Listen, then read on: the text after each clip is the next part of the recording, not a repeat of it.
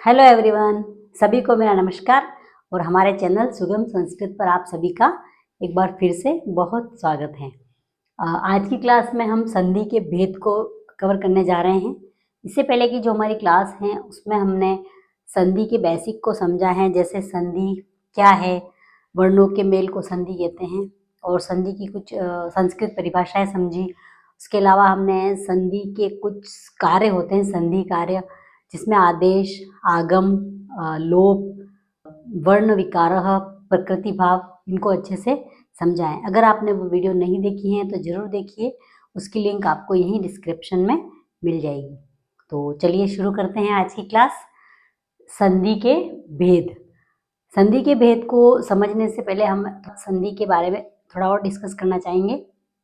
जैसे कि संधि में शब्द जुड़ते हैं, लेकिन वो कैसे जुड़ते हैं उसी का नाम संधि होता है। जैसे आपस में शब्द जुड़ गए, लेकिन वो कैसे जुड़े, ये जो कैसे वर्ड है उसको अपन संधि कहते हैं। उसके अलावा संधि जैसे क्या है, ये तो बेसिक से भी जानते हैं कि दो वर्णों के मेल से संधि बनती है। और अब अपन पढ़ेंगे संधि के भेद। तो मुख्यतः संधि 3 प्रकार की होती है: स्वर संधि, व्यंजन संधि और विसर्ग संधि।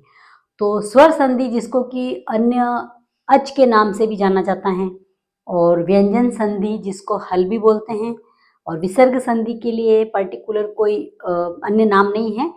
विसर्ग के लिए 2 बिंदी आती हैं और उसमें पहचान करने की कोई ट्रिक होती है, उसको अपन आगे अच्छे से समझेंगे।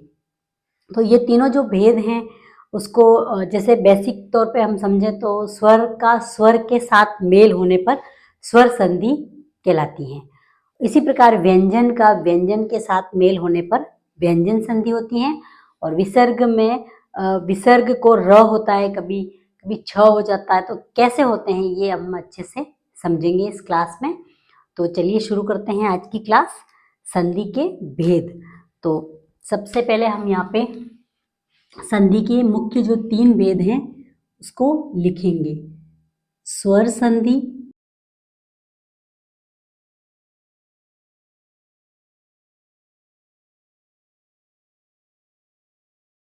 नंबर 2 व्यंजन संधि,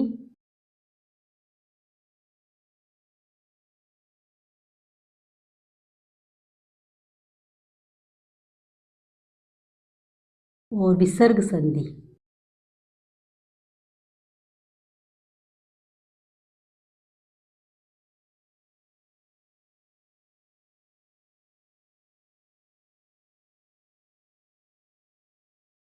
स्वर संधि, व्यंजन संधि और विसर्ग संधि।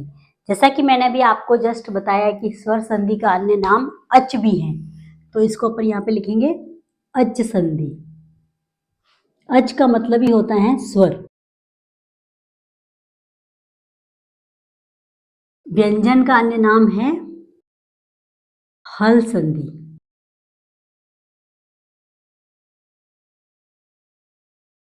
और विसर्ग का कोई नाम नहीं है, इसके लिए 2 बिंदी लगती हैं, इससे अपन आगे समझेंगे। तो जैसे कि स्वर का स्वर के साथ मेल होने पर स्वर संधि होती है। तो स्वर का स्वर के साथ कैसे मेल होता है वो अपन जब उदाहरण समझेंगे उसको और अच्छे से समझेंगे। अभी अपन स्वर संधि की जो डेफिनेशन है उसको लिखेंगे। जैसे सबसे पहले स्वर संधि को अपन समझेंगे, तो आप हेडिंग डाल दीजिए नंबर 1, स्वर संधि।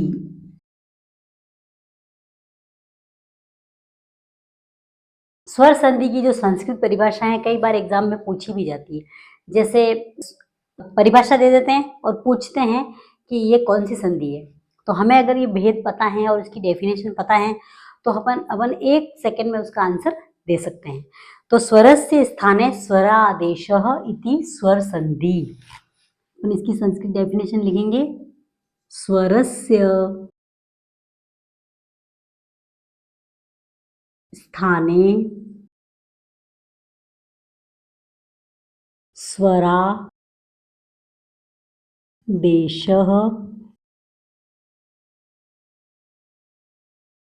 इति स्वर संधिः।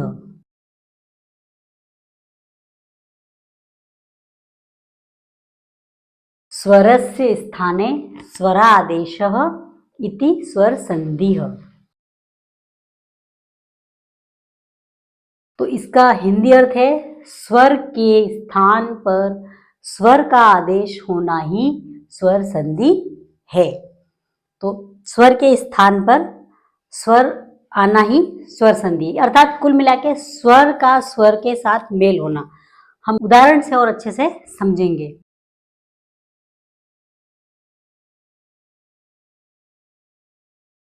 अब जैसे इसकी हिंदी लिखना चाहें तो भी अपन लिख देंगे, अर्थात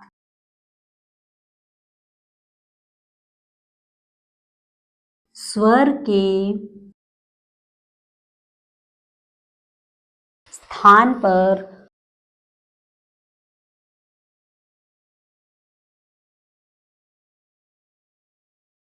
स्वर का आदेश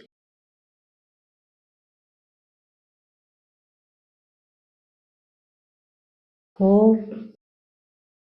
तो स्वर संधि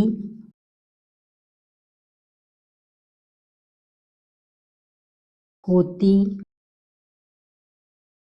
है। स्वर के स्थान पर स्वर का आदेश हो तो स्वर संधि होती है। अब इसको जैसे अपन एक छोटा सा डायग्राम बनाएंगे तो और अच्छे से समझ में आएगा। जैसे स्वर प्लस स्वर, स्वर को वापिस क्या आदेश होगा, स्वर। स्वर का स्वर के साथ आदेश होना स्वर संधि है, यानी स्वर के स्थान पर स्वर का ही आदेश होगा तो वो कौन सी संधि कहलाएगी, स्वर संधि कहलाएगी।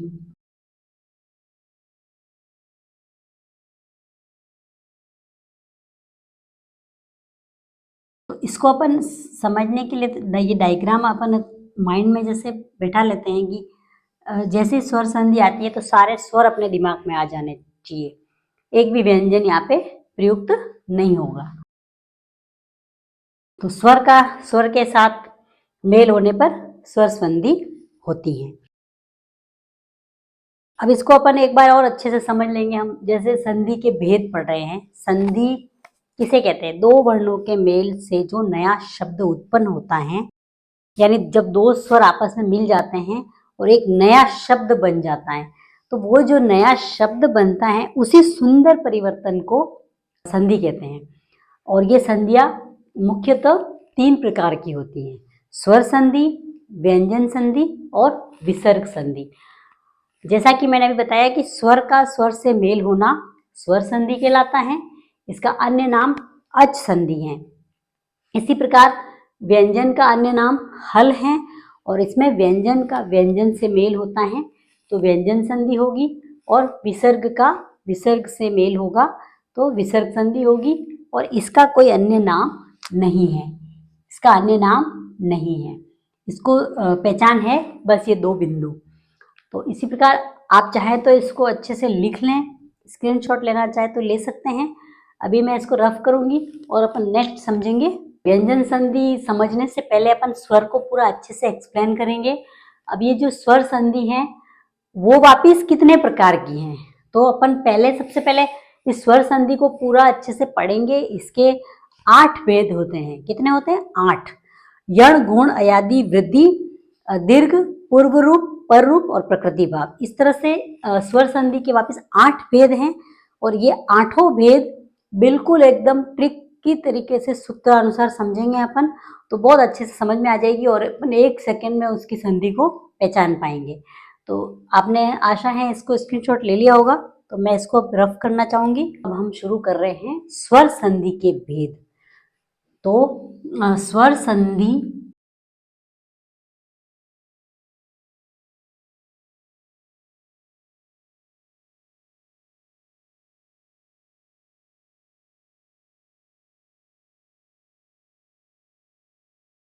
स्वर संधि के भेद, आप हेडिंग डाल दीजिए। कितने भेद है इसके? 8। लिखिए स्वर संधि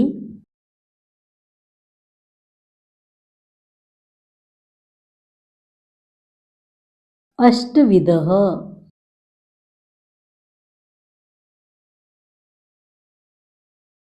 स्वर संधि अष्टविधः। हमें ये कई बार नाम भी पूछ लिए जाते हैं कि स्वर संधि कितने प्रकार की होती है, नाम बताइए। अब ऑप्शन में नाम दे दिए जाते हैं कि इनमें से कौन सी एक स्वर संधि नहीं है, तो 3 स्वर संधि के नाम दे देंगे और एक व्यंजन का नाम दे देंगे।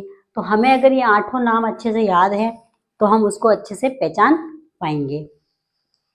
तो जो अष्टविध है उसको अपन लिखेंगे यण, गुण,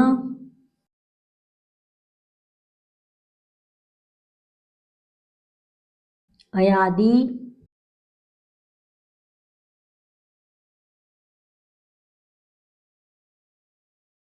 वृद्धि, दीर्घ,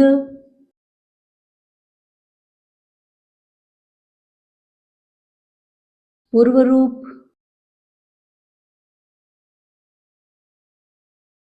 पर रूप, प्रकृति भाव। ये अष्टविध है स्वर संधि यण, गुण, अयादि, वृद्धि, दीर्घ, पूर्व रूप, पर रूप और प्रकृति भाव। ये 8 नाम हमें याद करने हैं, क्योंकि अगर हमें पूछा जाता है कि इनमें से कौन एक स्वर संधि नहीं है, तो अपने को ये अगर 8 नाम याद है तो अपन 1 मिनट में जो दूसरी संधि होगी उसको अच्छे से पहचान पाएंगे। अब हम इसमें से प्रथम भेद को पढ़ेंगे यण संधि।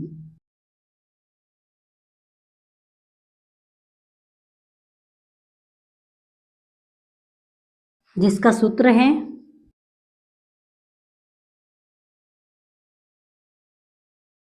इको यणची।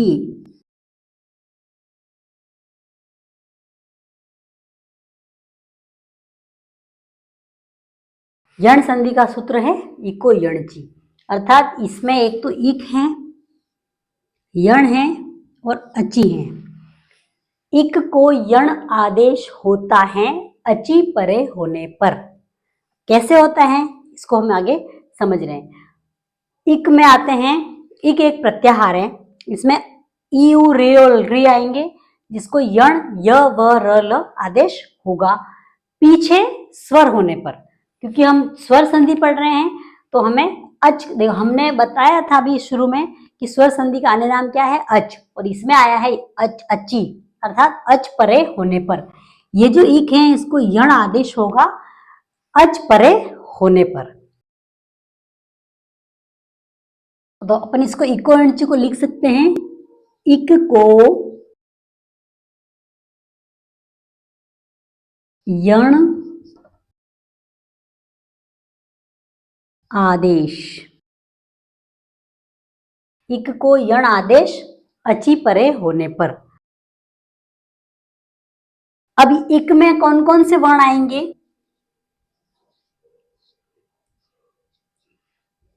ई, उ, री, ली। इनको हमें आदेश करना है यण,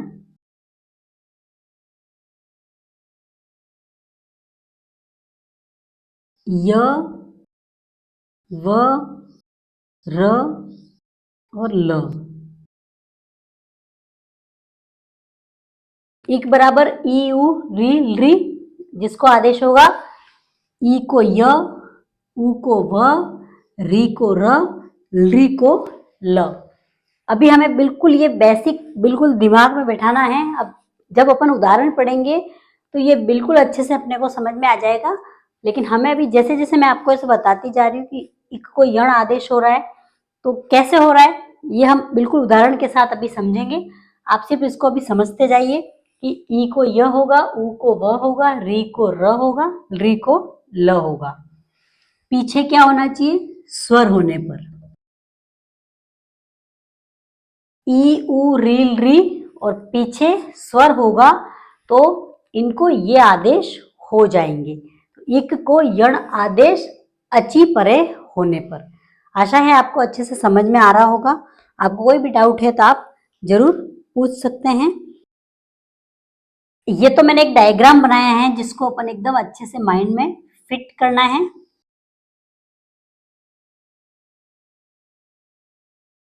लेकिन इसकी अपन एक्सप्लेनेशन भी लिखेंगे कि जब, अब देखिए यहाँ पे ई उ री री लिखे हैं अपन ने, तो इस ई के अंदर दोनों ई छिपी हुई है। ई भी आएगी और बड़ी भी ई भी आएगी। ऊ में भी ऊ भी आएगा और बड़ा ऊ भी आएगा। री की भी एक बड़ी री होती है, री की बड़ी नहीं होती है। तो हम यहाँ पे लिखेंगे कि जब ई ऊ ऊ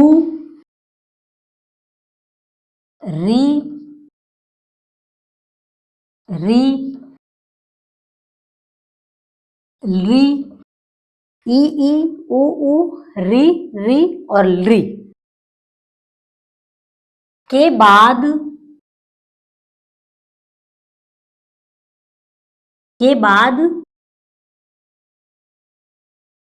कोई स्वर आता है तो क्या हो जाएगा, ये कंडीशन बनेगी। तो क्रमशः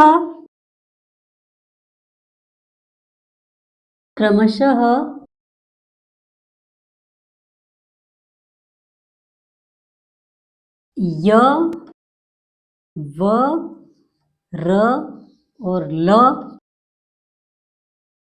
आदेश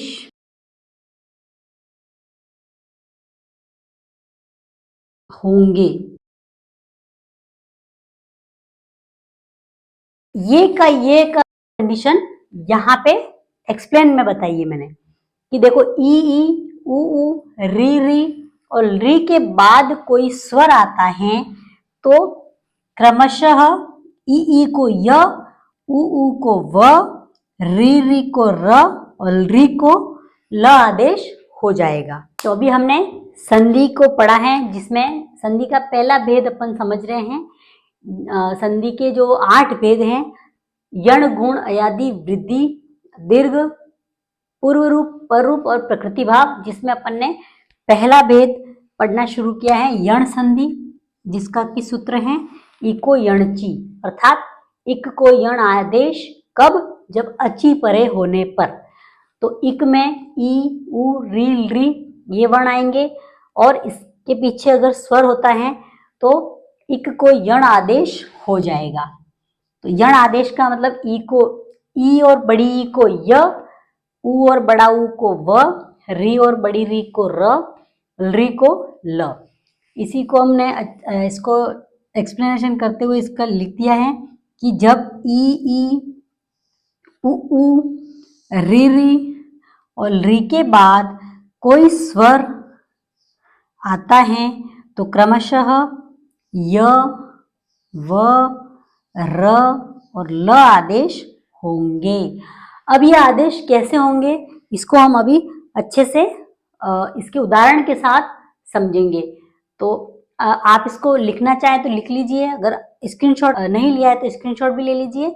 अभी मैं इसको रफ करके इसके सारे जितने भी एग्जाम्पल हैं उसको समझाऊंगी, तो ये जो फॉर्मूला है जो एग्जैक्ट बैठेगा। तो जैसे इसको तो अपन एज इट इज रहने देंगे, अब इनके एग्जाम्पल समझेंगे। जैसे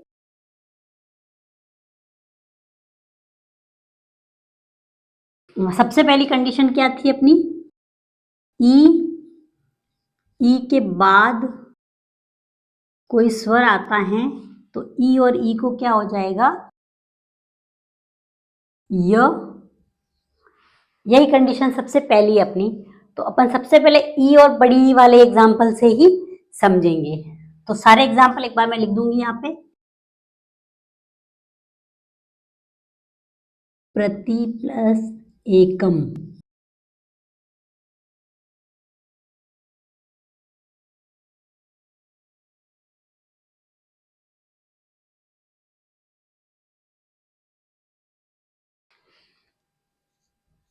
यदि प्लस अपि यद्यपि।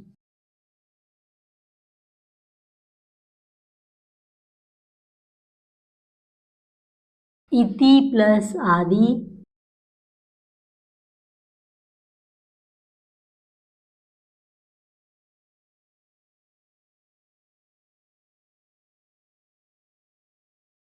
इत्यादि। एक और लिख देते हैं, नदी प्लस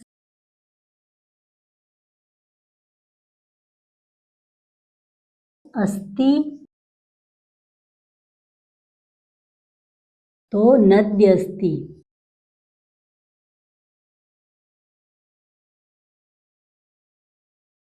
प्रति प्लस एकम प्रत्येकम, यदि प्लस अपि यद्यपि, इति प्लस आदि इत्यादि, नदी प्लस अस्ति नद्यस्ति।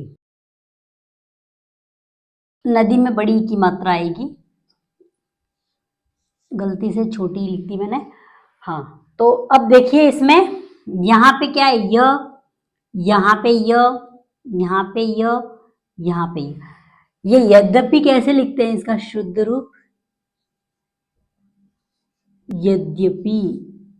और ये क्या होता है, द और य मिल जाता है, इसलिए अपने को ये ध जैसा दिखता है। कई बार बच्चे इसको ध समझ जाते हैं, लेकिन ये ध नहीं है, यद्यपि। इसी प्रकार ये नद्यस्ति, विद्यालय, जो भी ऐसा ऐसा वर्ण होता है उसमें द और ये दोनों छिपे हुए होते हैं। तो देखिए अपनी ये कंडीशन बन रही है। सबसे पहले पहला उदाहरण लेते हैं अपन, देखिए, प्रति प्लस एकम। अब ये मैथ्स की तरह बिल्कुल समझ में आ जाता है, इसको अच्छे से अपन समझते हैं। हम कई बार क्या करते हैं एग्जाम के टाइम में कि ये कंडीशन याद कर दी, फिर सारे एग्जाम्पल ऐसे रटने की कोशिश करते हैं, और फिर कई बार ऐसी कंडीशन और भी किसी संधि में बैठेगी, वहां पे सोचते हैं यहाँ पे ऐसा क्यों हुआ। तो वो सारी चीजें हम बिल्कुल क्लियर करेंगे, एक एक हर चीज के लिए एक ट्रिक है और उसके सूत्र लगते हैं, तो हमें अच्छे से समझ में आ जाएगा। कई बार सेम के सेम होते हैं और पीछे जो अपन पहचान नहीं पाते हैं कि असमान स्वर है या समान स्वर है, तो कहीं जगह पे असमान स्वर होते हैं और कहीं समान स्वर होते हैं। ये सारे भेद हमको इसको अच्छे से समझेंगे मैथ्स की तरह, तब अच्छे से समझ में आ जाएंगे। तो अब जैसे ये प्रति प्लस एकम, ये वाली कंडीशन कैसे है, सबसे पहले इस ती के अंदर क्या है, ई छिपा हुआ है, फिर प्लस के निशान के बाद क्या है, ए है, मतलब स्वर है। और तो फिर हमारे इस कंडीशन में हमारा क्या होगा, इस ई के जगह पे यह आदेश होगा। यही पढ़ा था ना अपन, इक को यण, इको यणची, इक को यण होगा स्वर परे होने पर, यही समझे थे हम अभी। तो देखिए यह होगा। अब यहाँ पे देखिए जैसे प्र, ये यहां से निकल गया तो प्रत प्लस ये यहाँ पे आ जाएगा ई की जगह पे, और ये ए कम। अब ये जैसे प्र, इस त को आधा करेंगे और ये य ए के साथ मिल जाएगा, तो ये मात्रा यहाँ आके यह पूरा हो जाएगा और ये कम, तो ये प्रत्येकम। ये कि ये कंडीशन अपनी बैठ गई। तो ई के बाद स्वर, तो ई को क्या आदेश होगा, यह आदेश होगा। हमें ये याद करना है बस, उसके अलावा हमें एक भी एग्जाम्पल रटने की आवश्यकता नहीं है। एग्जामिनर एग्जाम्पल देता है, हमें सिर्फ उसमें से पहचानना है। तो माइंड में अगर ये ट्रिक बैठी हुई है तो अपन 1 सेकंड में उसका आंसर निकाल सकते हैं। तो ये इसी प्रकार ये सारे एग्जाम्पल होते हैं। देखिए यदि प्लस अपी का भी करके देख लेते हैं अपन।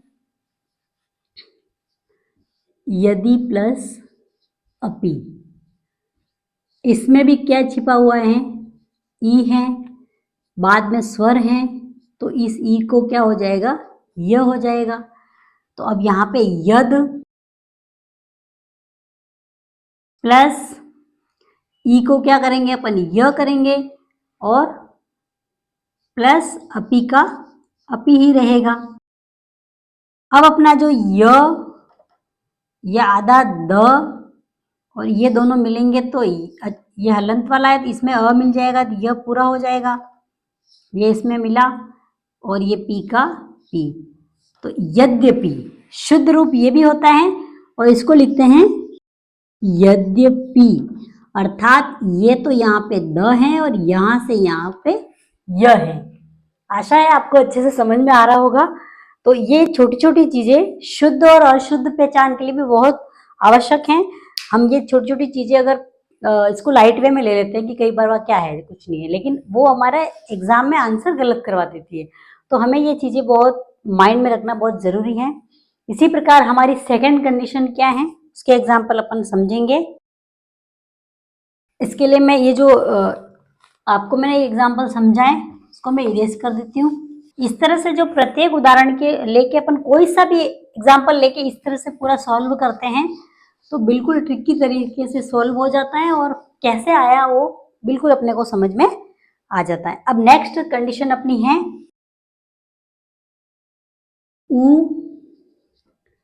ऊ के बाद स्वर, तो इन दोनों को मिला करके व आदेश होगा। ये कंडीशन आती है सेकंड अपनी। ये सेकंड कंडीशन है। इसके भी सारे जितने भी एग्जाम्पल हैं पहले अपन लिखेंगे। मनु प्लस अंतरम, तो ये हो जाएगा मनवंतरम।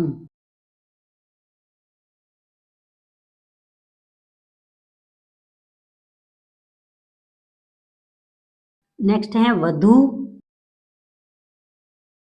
प्लस आगमन, आगमनम, तो वधवा गमनम। नेक्स्ट है मधु प्लस अरिह, तो मधवरिह। एक और लिख देते हैं साधु प्लस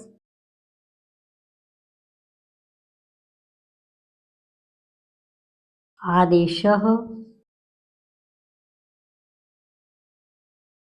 तो साध्वा देशः। इसी प्रकार एक और लिख देते हैं जैसे सु प्लस आगतम, तो स्वागतम।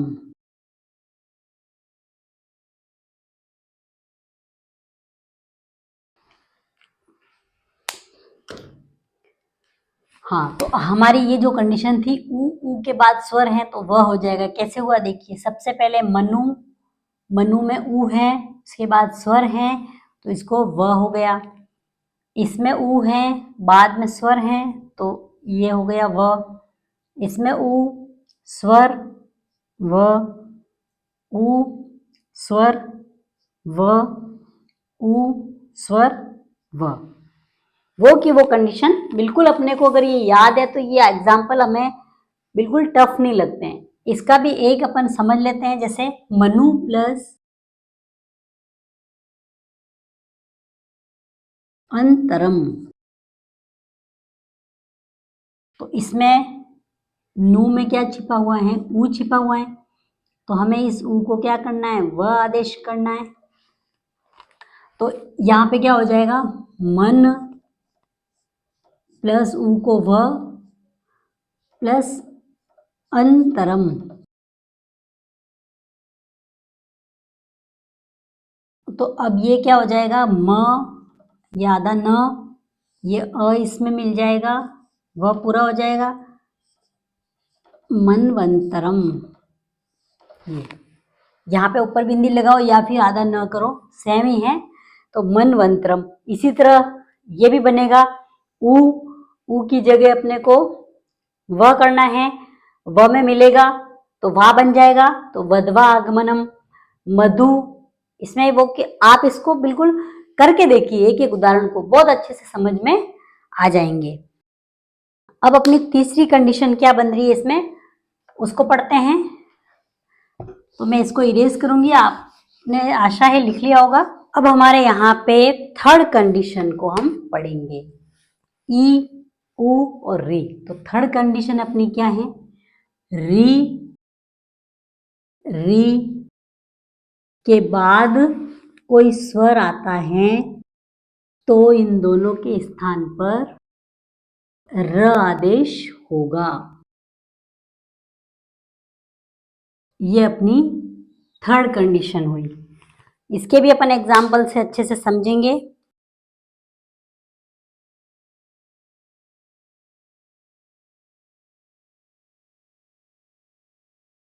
पितृ प्लस आकृति, पित्राकृति।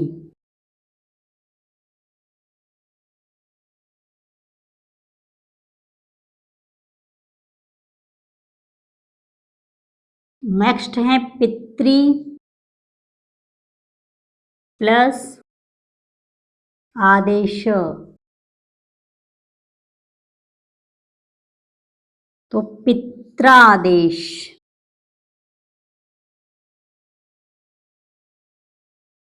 नेक्स्ट है मातृ प्लस आज्ञा, मात्राज्ञा। नेक्स्ट है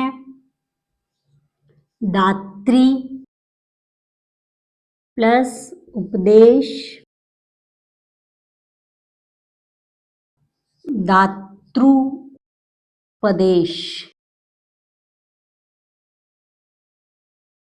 इसमें सभी में री हैं और बाद में स्वर हैं, तो इसको र आदेश हुआ है। अब ये जो पित्रा, पित्रा, मात्रा, कई बार बच्चे सोचते हैं ये तो र का आदेश हुआ है, त्र हुआ है, लेकिन यहाँ पे ये त्रि में री मिला हुआ होता है, तो इस तरह से बनता है, त और र मिलके त्र बनते हैं। तो ये पित्राकृति, पित्रादेश इसलिए ये बने।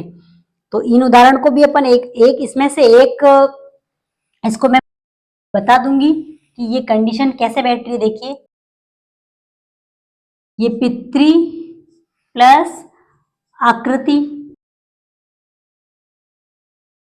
अब इस पितृ में क्या छिपा हुआ है, री। इस री को हमें क्या करना है, र। और बाद में क्या है, आकृति। तो अब यहाँ पे हो जाएगा पी, तो क्योंकि इसमें से री निकल गया है और इस री को अपने को र बनाना है, और प्लस ये र आधा होता है और ये आकृति। तो अब जैसे पी, ये दोनों मिलेंगे, ये त आधा हो जाएगा और ये र इसमें मिलेगा, तो र पूरा हो जाएगा, तो ये पित्रा हो जाएगा। ये पित्रा को इस तरह से लिखा जाता है, पित्रा कृति हो। ये बिल्कुल आसान है, देखने पे यूं लगता है ये त्र कहाँ से आ गया, लेकिन ये त और र मिलके ही त्र बनते हैं और इसमें आ मिला दोगे तो ये त्रा बन जाएगा। इसी तरह ये सारी कंडीशन इन सारे एग्जाम्पल में बैठ रही है। आशा है आपको समझ में आ रहा होगा। नेक्स्ट एंड लास्ट इसकी कंडीशन है अपनी, उसको भी समझ लेते हैं। उसमें क्या होता है कि री और स्वर आएगा, री की बड़ी नहीं होती हैं, तो नेक्स्ट कंडीशन है अपनी री के बाद स्वर, तो री को ल आदेश। ये कंडीशन है अपनी। इसके एग्जाम्पल ज्यादा नहीं होते हैं, कुछ गिने चुने हैं और अच्छे से अपने को पहचान में आ जाते हैं। अब जैसे री प्लस आकृति,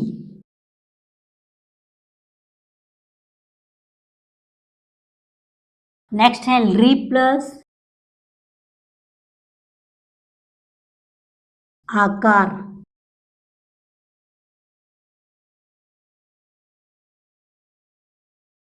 लाकृति, लाकार। नेक्स्ट है री प्लस आदेश लादेश।